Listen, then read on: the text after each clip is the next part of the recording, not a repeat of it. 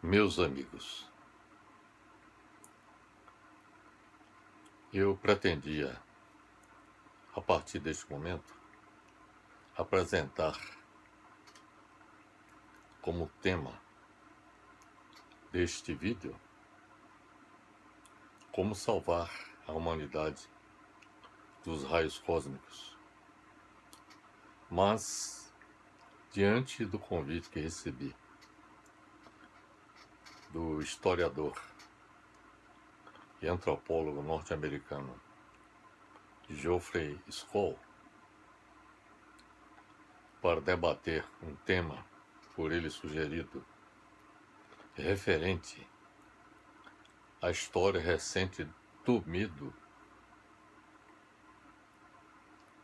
eu tomei a decisão de, nesta oportunidade, abordar a temática que foi objeto da minha intervenção nesse debate, que tem o título O Medo e Alienação Social como Armas de Dominação ao longo da história e na era contemporânea. O que eu procurei fazer foi abordar a temática sugerida pelo historiador e antropólogo norte-americano Geoffrey Skoll, além de atender a sugestão do Geoffrey Skoll de debater sobre a questão do medo, eu acrescentei, como na minha apresentação, o uso da alienação social como arma de dominação exercida pelos detentores dos meios de produção e do poder político no capitalismo globalizado. De modo que apresentaremos, nesta oportunidade, como temática, o medo e alienação social como armas de dominação ao longo da história e na era contemporânea, que foi exatamente o objeto da minha intervenção nesse debate. Esse debate foi realizado através do website academia.edu. O tema Como salvar a humanidade dos raios cósmicos, faremos a apresentação deste tema na próxima edição de um novo vídeo.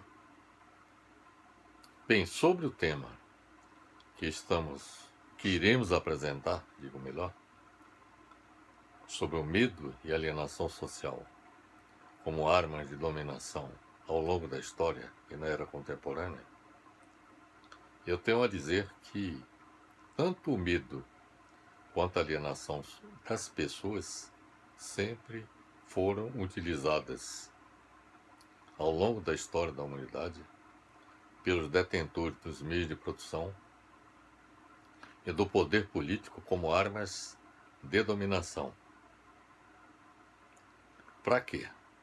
Para evitar a conscientização da população sobre a servidão econômica e política que se achavam submetidas e evitar a rebelião contra os desumanos sistemas econômicos e políticos em vigor. Essas duas armas sempre foram utilizadas ao longo da história. O medo para refrear qualquer tentativa de rebelião e a alienação também com o mesmo propósito, já atuando aí no sentido de evitar a conscientização das pessoas sobre a servidão econômica e política em que se achavam submetidas. Com referência ao texto que foi colocado para debate por Geoffrey Skoll, eu tenho a dizer o seguinte, que ele afirma que no final da segunda década do século XXI, o medo público veio dos esforços de controle social em nome do capital global, começando por volta de 1970. O sistema de capital tornou-se globalizado, de acordo com Geoffrey Skoll, e enfrentou uma crise de longo prazo de superacumulação e a concentração com uma queda paralela da taxa de lucro.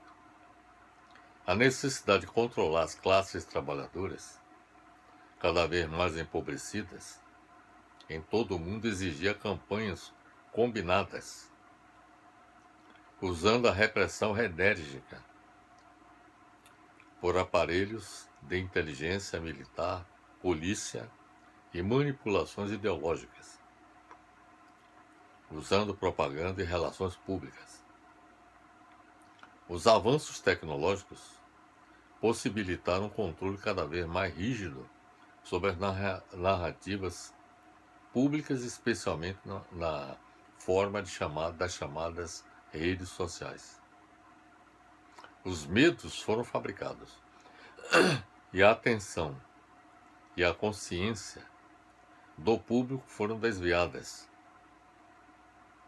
de modo que os movimentos de libertação e descolonização do período pós Segunda Guerra Mundial foram atenuados para assegurar a hegemonia contínua de uma classe dominante global. Em suma, este artigo, que foi elaborado por Geoffrey Skoll para ser objeto de debate, considera o medo público, ou seja, o medo, digamos assim, propagado ou estruturado pelos governos, como parte da guerra de classes, cada vez mais crítica durante uma crise de longo prazo do capitalismo mundial. Ao participar do debate a respeito desse texto de Geoffrey Skoll, no website academia.edu, eu afirmei o seguinte, que estava de acordo com o pensamento de Geoffrey Skoll quanto ao papel do medo como instrumento dos governantes das classes dominantes para aumentar a exploração sobre as classes sociais subalternas. O medo, eu procurei destacar, ressaltar que o medo sempre foi usado ao longo da história pelos governantes e pelas classes dominantes como instrumento de domínio das classes sociais subalternas. Historicamente, a ação repressiva da polícia, a legislação punitiva e o aparato da justiça sempre estiveram à disposição dos governantes e das classes dominantes para amedrontarem as classes subalternas contra qualquer tentativa de rebelião contra o sistema dominante. Essa é uma prática histórica que vem desde que a história registrou os fatos ocorridos ao longo do tempo.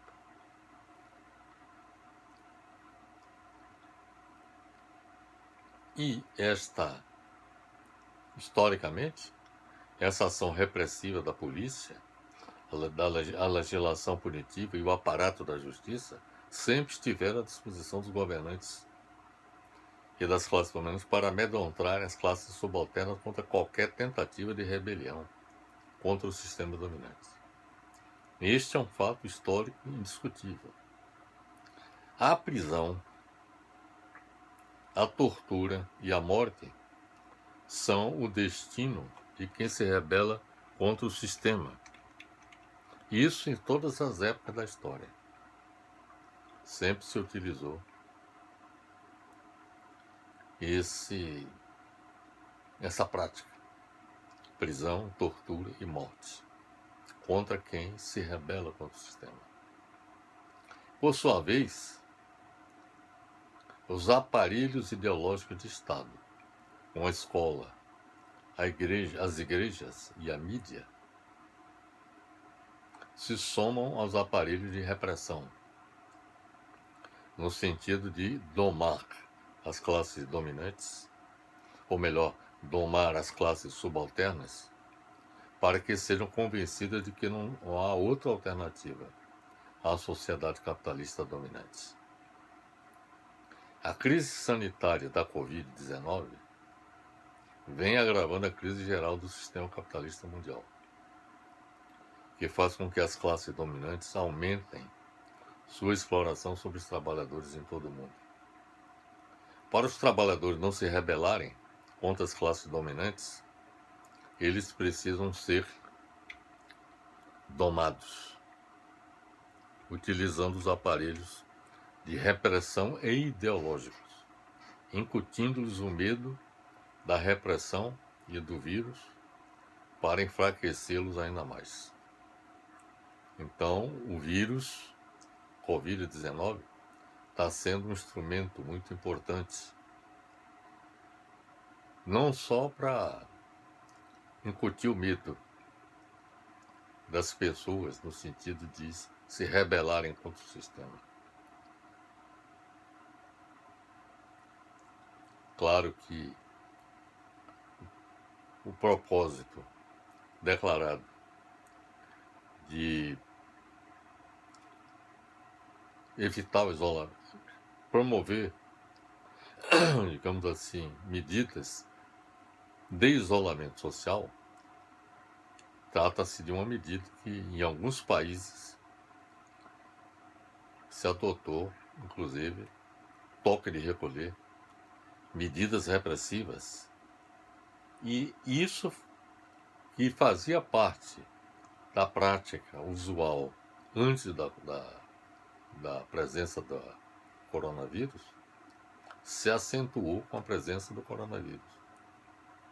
Então, o medo da prisão, da tortura e da morte que existia antes da pandemia, do novo coronavírus, se somou agora à justificativa da repressão contra todos aqueles que, digamos assim, não seguirem as regras estabelecidas pelos governos.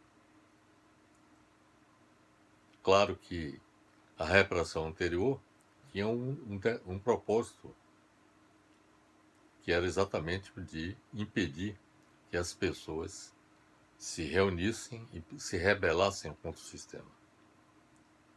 Agora, soma-se a essa intenção que existia anteriormente, a necessidade de evitar que haja a propagação da pandemia na medida em que as pessoas se reúnam, inclusive para a derrubada dos sistemas dominantes. E as condições, eu diria, para a derrubada do sistema dominante existe concretamente em função do aumento da pobreza em todo o mundo, do aumento das pessoas que morrem de fome, pela falta de assistência dos governos e também pelo problema do desemprego. Em terceiro lugar, nós temos a questão da estagnação da economia, que não oferece perspectiva de uma retomada em função da pandemia. Então, o cenário político, econômico e social seria propício até a uma rebelião contra o sistema. Mas o fato de existir a pandemia atua como um fator repressivo, no sentido de, na medida em que se impede as pessoas de se aglomerar, ou de se reunir, com a tese de que é necessário para evitar o aumento do número de contaminados e de mortos. Por outro lado, além de atender esse objetivo, atende o objetivo de preservar a manutenção do sistema político, econômico e social dominante. É importante ressaltar que, além do medo, as classes dominantes promovem, sobretudo, a alienação das pessoas, como principal arma utilizada pelos detentores dos meios de produção e do poder político. Eu diria que a alienação das pessoas representa a arma principal, mais do que a própria repressão, no sentido de evitar que as pessoas se conscientizem e se rebelem contra o sistema. Então é importante ressaltar que, além do medo, as classes dominantes promovem, sobretudo, a alienação das pessoas como principal arma utilizada pelos detentores dos meios de produção e do poder político para evitar a conscientização da população sobre a servidão econômica e política em que se acha submetida. E dessa conscientização, resulte a rebelião contra os desumanos sistemas econômicos e políticos em vigor. Karl Marx, filósofo, cientista político e socialista revolucionário alemão, muito influente em sua época, no século XIX, e até os nossos dias, afirma que existe alienação nas seguintes condições. Primeiro, em relação ao produto do trabalho. Existe alienação em relação ao produto do trabalho, existe alienação no processo de produção, existe alienação em relação à existência do indivíduo enquanto membro do gênero humano, e existe alienação em relação aos outros indivíduos, aos outros seres humanos. O que o Marx afirma com relação à alienação em relação ao produto do trabalho significa o estranhamento do ser humano trabalhador em não se reconhecer como autor do produto que faz, graças ao seu trabalho. O exemplo clássico é o da linha de produção, em que o trabalhador não se reconhece no produto final e nem mesmo sabe o seu destino. O produto final é do empregador. Quer dizer, o trabalhador produz, mas o dono do produto final é o empregador. Sendo, nesse caso, o produto um objeto estranho a qualquer indivíduo que trabalhou na sua produção. Então, isto, segundo Marx, representa o primeiro caso de alienação. Alienação em relação ao produto do trabalho. No fim do processo de trabalho, o produto feito se transforma em algo estranho, independente do ser que o produziu. Por sua vez, a alienação no processo de produção é o que Marx chama de alienação ativa, quando o trabalhador é forçado a trabalhar para sobreviver e trabalha além do necessário para produzir mais-valia. A diferença entre o salário pago e o valor do trabalho produzido, em benefício do empregador. Existe um excedente entre o valor do produto que é realizado por todos os trabalhadores e a massa salarial que é paga pelo empregador aos trabalhadores. Essa diferença é o que se chama mais-valia. E quem se apropria exatamente dessa mais-valia é o empregador. Então, o salário pago ao trabalhador tem por objetivo satisfazer suas necessidades básicas, como comer, dormir, beber, enquanto a mais-valia, que é o trabalho não pago, beneficia o empregador. O que o Marx ressalta é o seguinte, é que o trabalhador, ele parte do tempo dedicado ao trabalho dele, vamos dizer assim, durante o mês todo, uma parte do trabalho corresponde ao valor do salário que ele recebe e a outra parte representa a mais-valia que é apropriada pelo empregador. O salário pago ao trabalhador tem por objetivo satisfazer suas necessidades básicas, como comer, dormir e beber. Enquanto a mais-valia, que é o trabalho não pago, beneficia o empregador, conforme já afirmei. O próprio trabalho é estranho ao indivíduo, que só trabalha sob coerção. Ele é obrigado a trabalhar, porque se não trabalhar, ele pode ser demitido ou pode descontar o salário, as horas que ele deixou de trabalhar. Nessas circunstâncias, o trabalho é sempre considerado como fardo para a sobrevivência do trabalhador. Uma tentativa de fazer do trabalho algo bom é constantemente praticada pelos empregadores, realizando palestras motivacionais, criando um ambiente saudável e incentivando que os trabalhadores sigam sua vocação sob a perspectiva meramente econômica do capitalismo. A alienação do sujeito enquanto pertencente ao gênero humano, de acordo com Karl Marx, se materializa no fato do indivíduo estar separado de sua essência, de sua ligação com a comunidade, com a nação, com o conjunto da população. O trabalho enquanto fator que faz com que o trabalhador se considere um indivíduo isolado é criticável,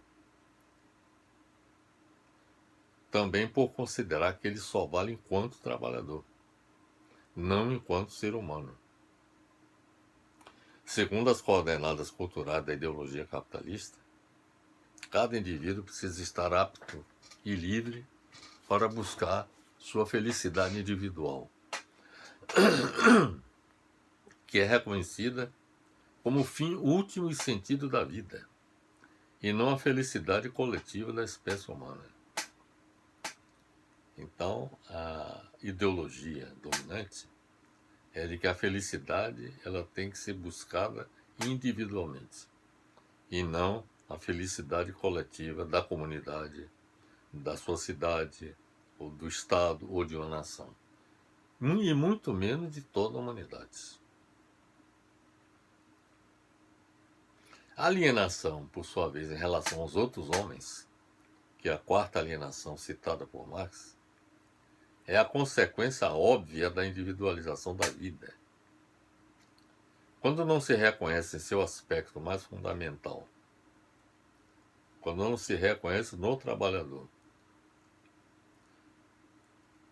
em seu aspecto mais fundamental, que é o trabalho, e quando ele não é reconhecido como parte essencial da vida humana e do ser humano, enquanto gênero, espécie, então sua vida, ou seja, a do trabalhador e a de seus semelhantes, deixa de ter significado.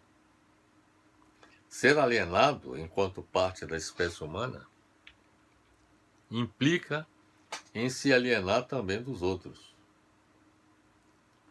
A teoria da alienação, em Marx, mostra o vazio do sujeito alienado, mostra a descaracterização da própria humanidade, da essência do sujeito. Essa é uma crítica que foi realizada por Karl Marx no século XIX. Tem um grande filósofo francês, Louis Althusser, ele escreveu um livro, Aparelhos Ideológicos de Estado. E nesse livro, ele afirma que para que a produção sobreviva, é necessário que ela faça a reprodução dos meios de produção. Tais meios de produção são formados pelas forças produtivas e pelas relações sociais de produção existentes. A reprodução da força de trabalho se dá fora da empresa. Quando se fala em reprodução da força de trabalho, significa o seguinte: nós temos a figura do trabalhador, e esse trabalhador, para que ele continue sendo eficiente e produtivo, ele precisa se alimentar, ele precisa, digamos assim, estar bem vestido, dispor dos meios necessários à sua sobrevivência. E é isto que o salário proporciona ao trabalhador. Então, na medida em que ele recebe o salário para proporcionar a vestimentas e alimentação, entre outras coisas, ele estará se reproduzindo e, com isso, criando as condições para que ele continue proporcionando as condições para gerar algo que o detentor dos meios de produção busca sempre, que é a mais-valia, ou seja, aquela parcela do trabalho não pago pelo trabalhador. Então, é preciso que o trabalhador, que haja reprodução da força de trabalho. E isso se dá fora da empresa, segundo Althusser.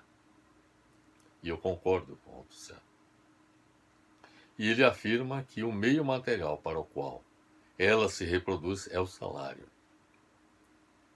O salário é indispensável para a reconstituição da força de trabalho, do salariado para a aquisição de vestimentas, alimentação, etc. E também é indispensável para a educação dos filhos. Contudo, não basta apenas fazer com que a força de trabalho se reproduza. Não basta isso. Ela deve ser capaz de manusear as máquinas e equipamentos da empresa. Então, nesse sentido, esta qualificação ocorre por meio do sistema escolar capitalista. Na escola, além de aprender a ler e a escrever e se qualificar para o trabalho, as pessoas aprendem também uma coisa muito importante para a manutenção do sistema dominante. São as regras do bom comportamento. Ou seja, aprende-se a ser submisso à ordem vigente, fazendo com que as pessoas sejam submissas em relação à ideologia dominante. Além da escola, também a igreja e outras organizações, como as Forças Armadas, são aparelhos ideológicos do Estado, segundo Althusser. E eu também concordo com ele. Eles dominam não apenas pelo uso da força, mas também pelo uso da ideologia, para manter a classe dominante no poder. Althusser afirma que quem detém o poder do Estado usa o aparelho do Estado no benefício de sua classe. Não apenas como aparelho repressivo de Estado, para reprimir, domar as pessoas, com o uso da força policial, por exemplo, com a prisão, com a tortura e até com a morte, mas também, além de utilizar um aparelho repressivo de Estado, usa também um aparelho ideológico de Estado, que é representado pela escola, pela igreja, pelas Forças Armadas, pela mídia e uma série de outros aparelhos que existem exatamente para fazer a cabeça das pessoas pensarem de acordo com os interesses das classes dominantes. Althusser afirma que é a diferença básica entre o aparelho repressivo de Estado e os aparelhos ideológicos de Estado é que os aparelhos repressivos de Estado utilizam-se predominantemente de argumentos repressivos e coercitivos para atingir os seus objetivos. Como já lhes falei, utiliza da ação policial, por exemplo, da justiça e da própria legislação restritiva. Já os aparelhos ideológicos de Estado utilizam predominantemente a ideologia para manter sua dominação. O aparelho ideológico de Estado trabalha sobre a mente das pessoas. São integrantes do aparelho ideológico de Estado, dentre outros, o sistema de diferentes igrejas, o sistema escolar, tanto público quanto privado, o sistema familiar, as próprias famílias reproduzem os interesses do sistema, fazendo a cabeça, por exemplo, desde a infância até a idade adulta, fazendo a cabeça de todos os integrantes da família, né? Então a família também é um aparelho ideológico de Estado. O sistema jurídico, o sistema político, o sistema sindical. Claro que tem sindicatos que se rebelam e que não atuam de acordo com as regras do jogo. A esses aí a ação repressiva atua sobre eles. Mas o sistema sindical, ele opera também dentro das regras do jogo. Seja os sindicatos de trabalhadores quanto de empregadores. O sistema de informação, como por exemplo, jornais, emissores de rádio, TV, etc., né? E o sistema cultural existente, as instituições culturais, como universidades, academias de letras, etc. Outra diferença entre o aparelho repressivo de Estado e o aparelho ideológico de Estado está na maneira de atuação.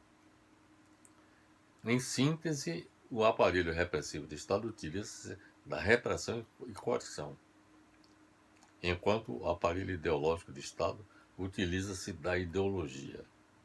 Em síntese, é isso. Enquanto o aparelho repressivo de Estado é totalmente público, segundo Althusser, grande parte do aparelho ideológico de Estado pertence ao domínio privado.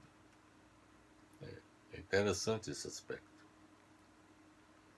Porque o aparelho ideológico do Estado é formado pelas igrejas, pelas escolas, tem algumas que são públicas, mas predominantemente a privada.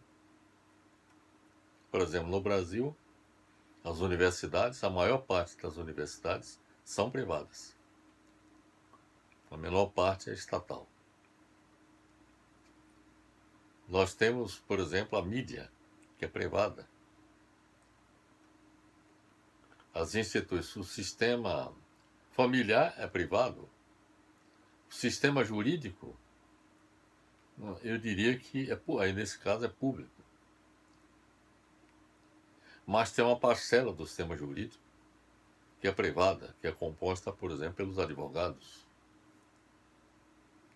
que fazem parte do sistema jurídico. Temos o sistema político, que no caso é público, mas o sistema sindical, tanto, eu diria que é privado. O sistema de informação é predominantemente privado e o sistema cultural é predominantemente privado. Dentro do sistema cultural, nós temos as universidades. Mas isto não significa dizer que existe alguma diferença entre o aparelho ideológico de Estado público e privado. Ambos funcionam como aparelhos ideológicos de Estado. Defendem os mesmos interesses. A visão de Althusser de que o aparelho repressivo de Estado seja totalmente público está se modificando na era contemporânea. Era predominantemente, ou era totalmente público, na época de Althusser, na primeira metade do século XX. Mas na era contemporânea, nós temos aparelhos repressivos de estados que são assumidos por empresas privadas, que têm sua própria estrutura de segurança, que atua de forma repressiva. Muitos de vocês devem ter tido notícias, inclusive aqui no Brasil, de agentes de seguranças matando pessoas dentro de supermercados.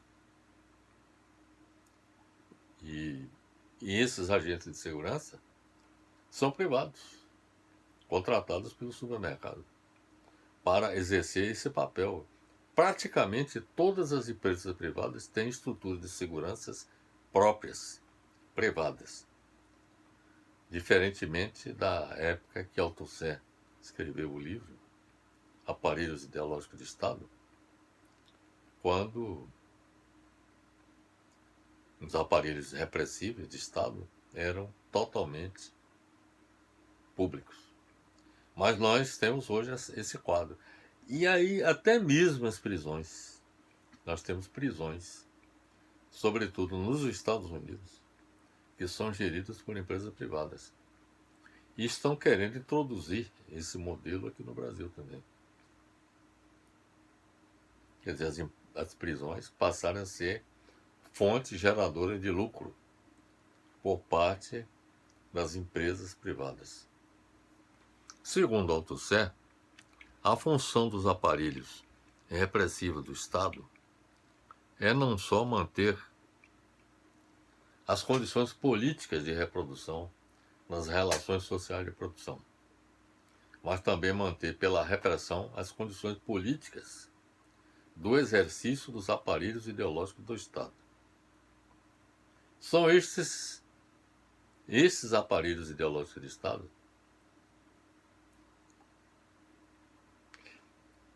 que garante a mais efetiva reprodução das relações sociais de produção.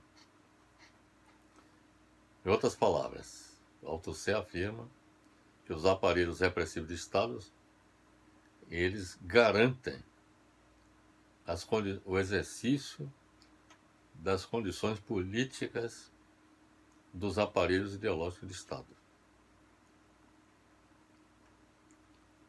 Porque esses aparelhos ideológicos de Estado são exatamente aqueles que garantem a mais efetiva reprodução das relações sociais de produção. Ou seja, relações sociais em que, de um lado, nós temos os detentores do poder político e econômico, e de outro lado nós temos as classes subalternas. Ou seja, a manutenção dessa situação que existe há séculos. Não só pelo capitalismo, durante o capitalismo, mas até mesmo antes do capitalismo. A função de provedor da reprodução das relações de produção existe desde antes do capitalismo. Na Idade Média, durante o feudalismo. Nesta época, o principal aparelho ideológico do Estado era a Igreja Católica, que tinha um poder inquestionável, que tinha funções não só religiosas, mas também educacionais. Não é por acaso que as primeiras instituições de ensino que surgiram no mundo foram, sobretudo na Europa Ocidental, no Ocidente, foram patrocinadas pela Igreja Católica. E as primeiras universidades foram estruturadas pela Igreja Católica.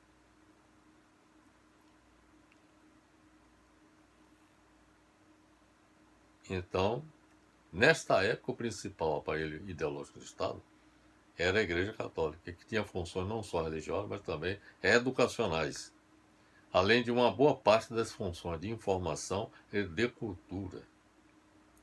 Durante o século XIX, com a progressiva separação entre Estado e Igreja, surgiu um novo aparelho ideológico de Estado, a escola. A escola passou a surgir a partir do século XIX. Antes do século XIX, a maioria das pessoas era analfabeta, na maior parte do planeta. Só pouquíssimas pessoas, entre elas integrantes do clero e da nobreza, é que eram pessoas letradas. Mas a grande parte da população era analfabeta, porque não haviam escolas que propiciassem as condições no sentido de ensinar a ler, a escrever e a se qualificar para o mercado de trabalho. Não havia nada disso. Só passou a existir a partir do século XIX. E eu diria o seguinte, até por exigência de um evento que aconteceu no século XIX, foi a Revolução Industrial na Inglaterra.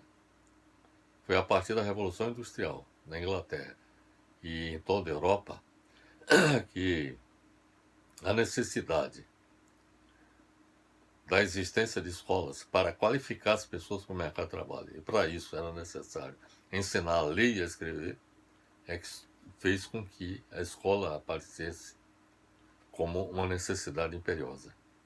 E ela surgiu, exatamente, a escola,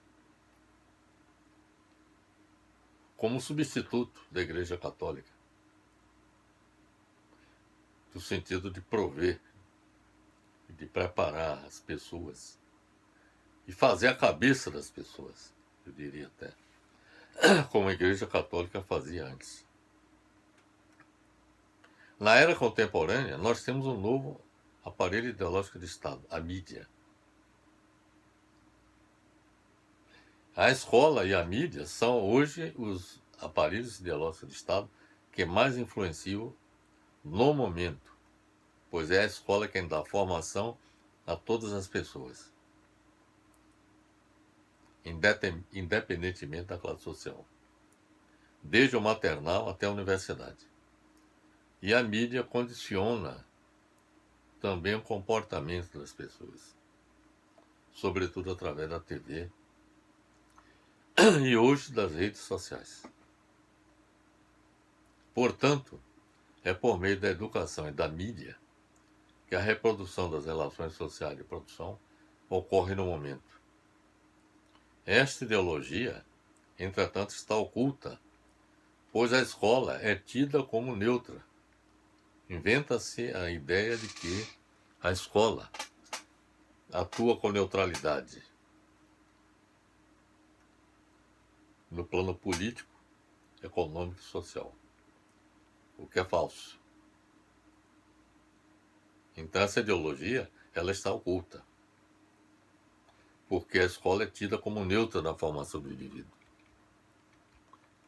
E a mídia é considerada também neutra na disseminação da informação, que é falsa também, porque a mídia também toma partido e condiciona comportamentos.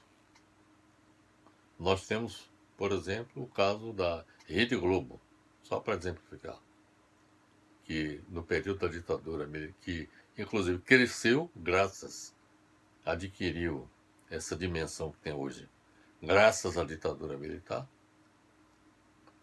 No período da campanha da direta já para a presidência da República, quando havia uma mobilização de todo o país pela redemocratização do país, a Rede Globo não noticiava absolutamente nada sobre isso. E só passou a noticiar quando se tornou um imperativo. E até porque houve defecções no âmbito da ditadura, dos apoiadores da ditadura, que fizeram com que a mídia, que estava inteiramente a favor da ditadura, ela passasse a admitir a possibilidade da redemocratização do país. E passou a noticiar a campanha da direta já para a presidência da República. Então é apenas um exemplo de uma mídia que defendia a ditadura e que mudou de opinião a partir de manifestações das próprias classes dominantes que também já estavam cansadas da ditadura e desejavam a redemocratização do país. Portanto, a escola e a mídia desempenham um papel determinante na reprodução das relações sociais de produção, no sentido de manter o modo de produção dominante em cada sociedade. Na história da humanidade, a alienação das pessoas já existia desde o surgimento da propriedade privada. Isso muito antes do advento do capitalismo. O nascimento da propriedade privada, dos meios de produção, como algo separado do sujeito que produz, existe juntamente com a alienação do trabalho. A alienação do trabalho surgiu com o surgimento da propriedade privada. O sujeito alienado é, portanto, aquele que não se reconhece no produto do seu trabalho. Isso o próprio Karl Marx, conforme nós afirmamos anteriormente, já disse que ele não se reconhece no produto do seu trabalho, que não se satisfaz na sua atividade de trabalho e que não se reconhece enquanto membro da espécie humana. O sujeito alienado é, portanto, um sujeito impotente. Esse sujeito, destituído de tudo que lhe é próprio, não está apto para assumir a responsabilidade de guiar a sociedade, junto com seus semelhantes, e não consegue perceber a possibilidade de uma mudança econômica, política e social em seu benefício e da sociedade como um todo. Então, o sujeito alienado é um sujeito impotente. Estamos hoje diante de seres humanos totalmente alienados, que não se dão conta do que está acontecendo. Ou melhor, que não têm capacidade de enxergar a vida como ela é. Aceitam sem discutir a vida lamentável que foi planificada para eles. Eis então o pesadelo dos servos ou escravos modernos, que é, na realidade, a qualificação ou a denominação apropriada para o sujeito alienado, para o indivíduo alienado.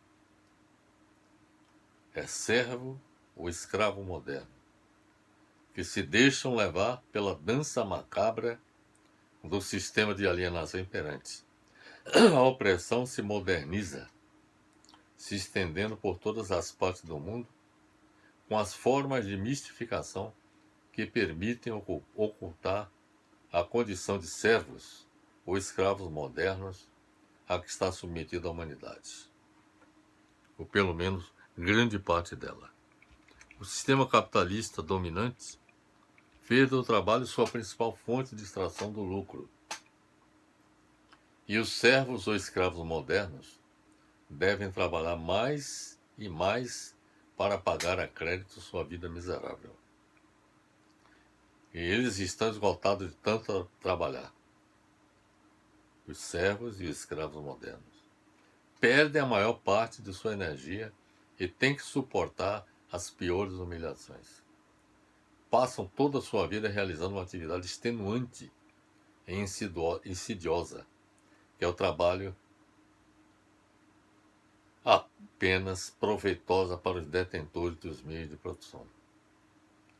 E a atividade alienante, que é o trabalho atual, é apresentada como libertadora do ser humano. Essa é uma mensagem que é difundida, que o trabalho dignifica o ser humano. Essa é uma velha mensagem, mas que costuma ser repetida. O ser humano já está acostumado a sempre obedecer. É outra faceta. A obediência se tornou sua segunda natureza. Ele obedece sem saber por qual razão.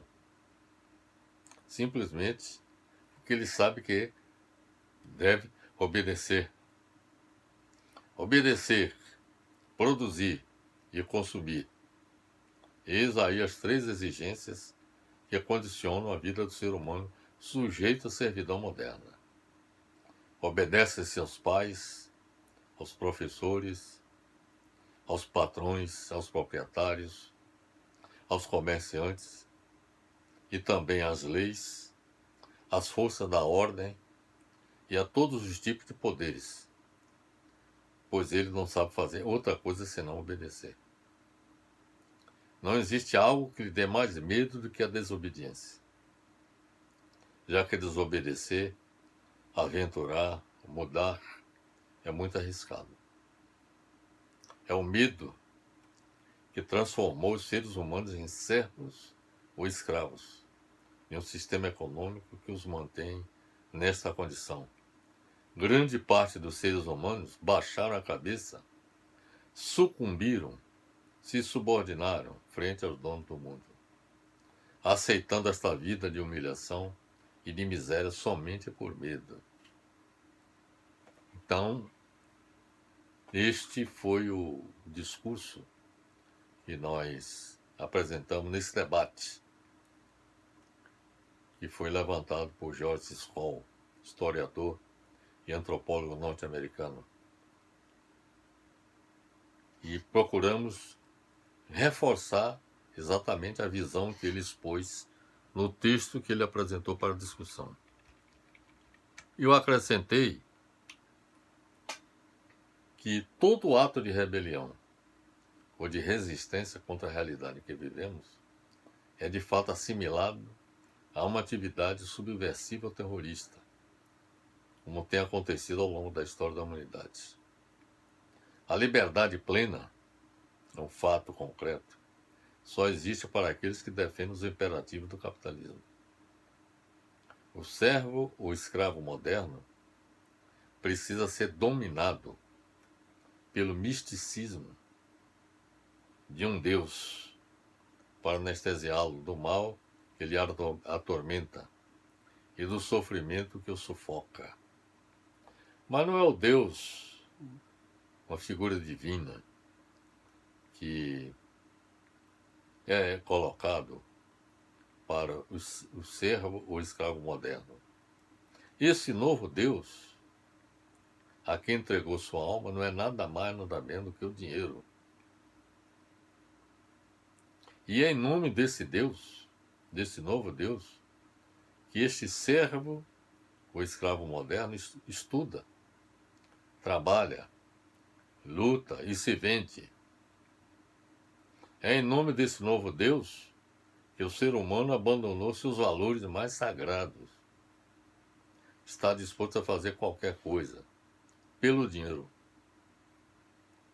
Inclusive a criminalidade existe por conta da ambição pelo dinheiro.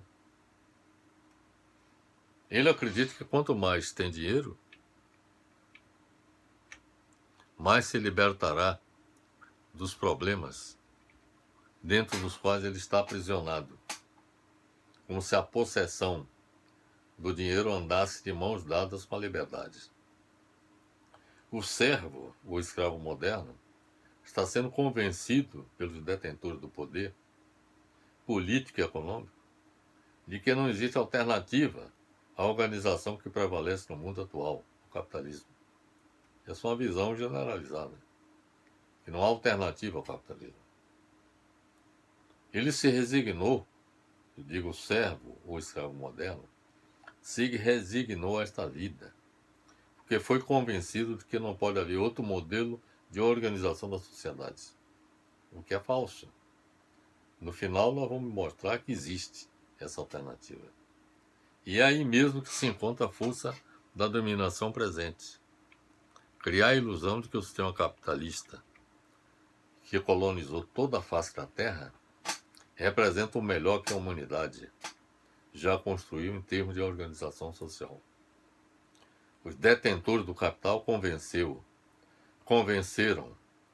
os seres humanos de que adaptar-se à sua ideologia é como adaptar-se ao mundo tal qual se mostre como sempre foi, o que é falso também. Porque o mundo que nós vivemos, ele passou a existir na era contemporânea. E se nós quisermos falar de capitalismo, ele existe desde o século XIV. Antes do capitalismo existia o feudalismo, que era um outro sistema de sociedade, outro sistema social. E antes do feudalismo existia o escravismo. E antes do escravismo nós tínhamos o que se chama comunidade primitiva, em que as relações sociais eram similares às praticadas pelos povos indígenas, em que havia solidariedade entre todos eles. Então vende-se essa ideologia. Sonhar com outro mundo se tornou um crime, criticado unanimemente pelos meios de comunicação e pelos poderes públicos. É por isso que, num sistema dominante, as forças de repressão são precedidas pela dissuasão, que desde a infância realiza sua obra de formação de servos ou escravos modernos. A dissuasão se estabelece pelos aparelhos ideológicos de Estado, aí pelas igrejas, pela escola, pelo sistema familiar, pelo sistema político, pelo sistema jurídico, etc. Mas as forças de repressão, elas atuam quando alguém não segue aquelas regras propostas ou impostas pelos aparelhos ideológicos de Estado. É aí que ela atua. Mas busca-se inicialmente a dissuasão, ou seja, garantir pelos aparelhos ideológicos de Estado que as pessoas pensem da forma como os detentores do poder político e econômico desejam.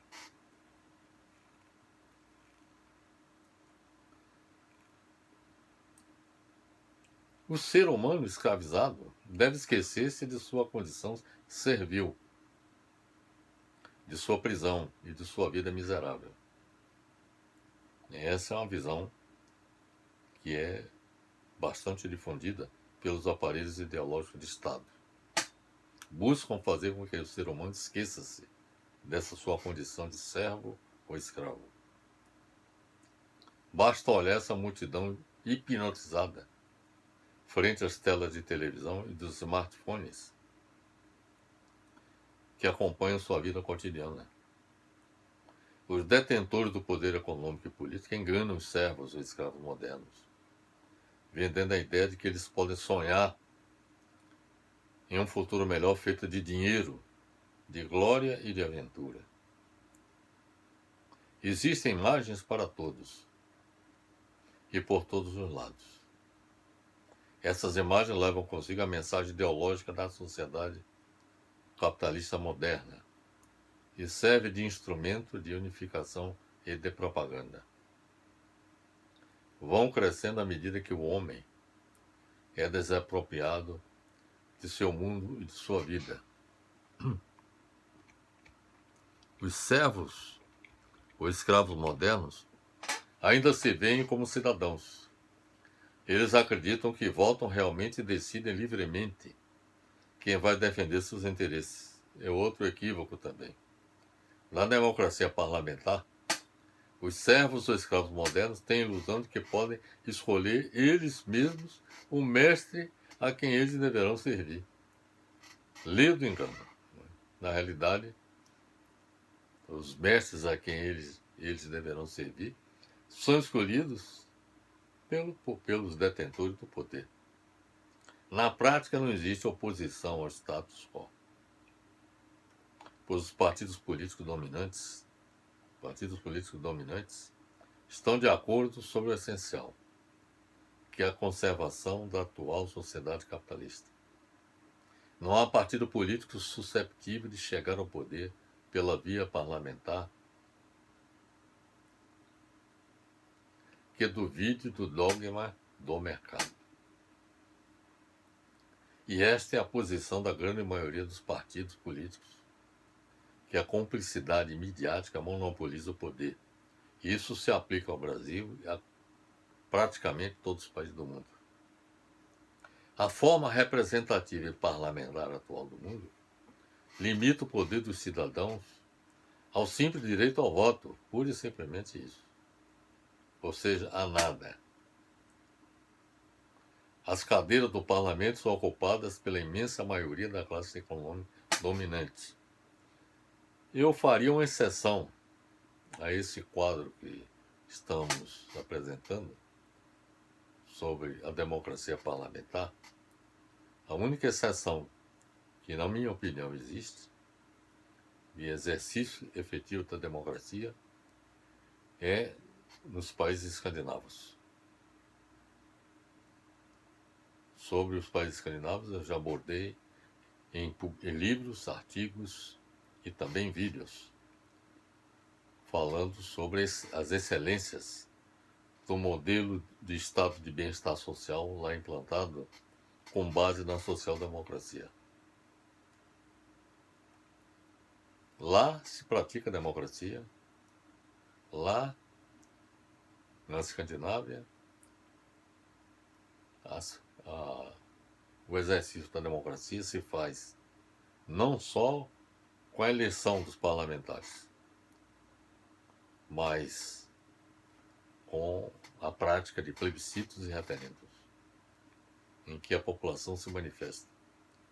Além disto, existe a busca do entendimento entre os detentores do meio de produção, os trabalhadores e o governo, no sentido de fazer com que haja convergência nos objetivos de todos. Ou seja, busca-se a adoção de políticas que atendam aos interesses da sociedade, dos detentores do meio de produção e do governo. De modo que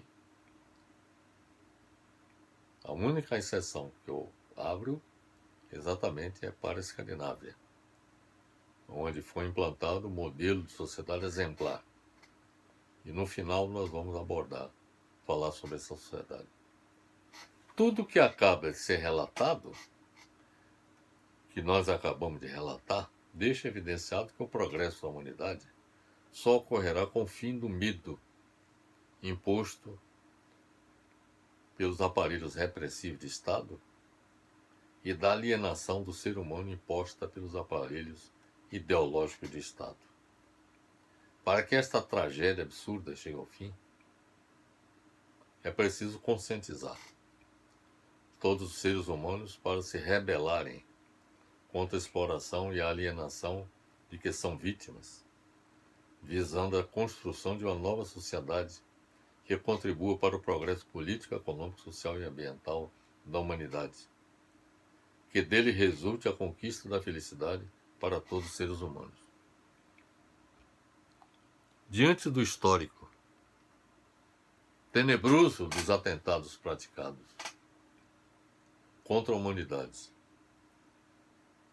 pelo capitalismo e de suas perspectivas sombrias, o capitalismo é um modelo econômico que vai desaparecer até meados do século XXI.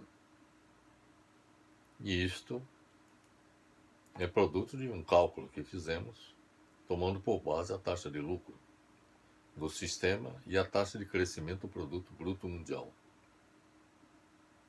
Essas taxas alcançarão valor zero entre 2056, ou melhor, 2057 e 2059. E a partir desse período, as taxas de lucro e de crescimento do produto bruto mundial serão negativas. Então, o sistema é um sistema que tende a autodestruição. O capitalismo é um sistema entrópico, ou seja, a entropia é uma característica dominante. Ou seja, ele tende à autodestruição.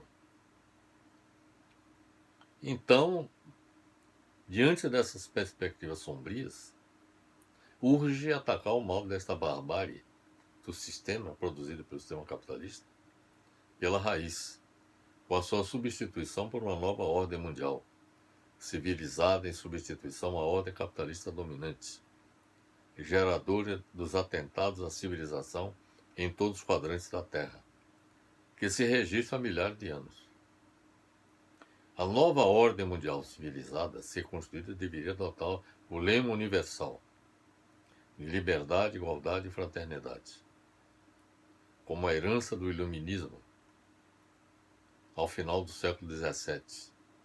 Este lema, invocado durante a Revolução Francesa, que é, na minha opinião, universal, porque traduz os anseios de todos os seres humanos por liberdade, por igualdade, por fraternidade, precisa ser resgatado pela humanidade. Em cada país do mundo, deveria ser adotado um novo modelo de sociedades que possibilite uma convivência civilizada entre todos os seres humanos. Este novo modelo de sociedade deveria ser inspirado na social-democracia existente nos países da Escandinávia, Suécia, Dinamarca, Noruega, Finlândia e Islândia, onde foi implantado o mais bem-sucedido entre todos eles, com os necessários aperfeiçoamentos e adaptações para cada país. A opção pela social-democracia escandinava se justifica porque o relatório, o World Happiness Report, ou seja, o relatório de felicidade mundial 2020 da ONU, mostra que as nações mais felizes do mundo estão concentradas no norte da Europa, com a Noruega no topo da lista. Os países escandinavos possuem a mais alta classificação no PIB, real per capita, a maior expectativa de vida saudável, a maior liberdade de fazer escolha na vida e a maior generosidade. Não é por acaso que os países escandinavos, além de apresentarem grandes êxitos econômicos e sociais e também políticos, são líderes em IDH, Índice de Desenvolvimento Humano no mundo. Para fazer com que a civilização prevaleça sobre a barbárie,